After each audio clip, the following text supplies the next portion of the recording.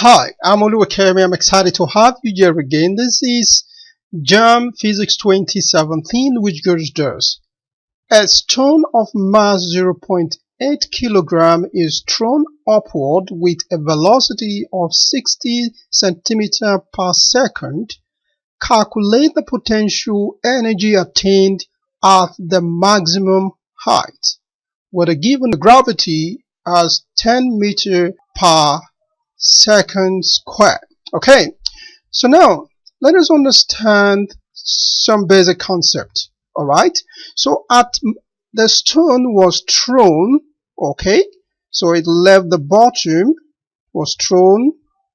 So at maximum height, the stone is purely potential energy, PE. Then at bottom, okay, it is purely kinetic energy, Ke. Okay, so we can solve by understanding the conversion of energy. That is, the stone's energy at maximum height, okay, this is the maximum height, is equal to the energy at the bottom. Alright, that is to say, PE, potential energy, is equal to Ke.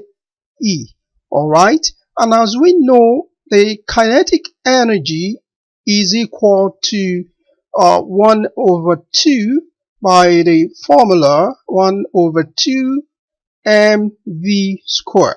If we were to input or substitute the values with the given parameters in the question, we will have meter as given in the mass as given in the question as 0.8 and the velocity given as 60 centimeter. So we have this squared.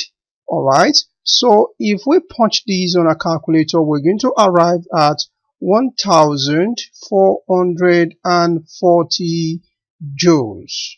Okay, so this is the potential energy attained at the maximum height. So the answer option C is the right answer.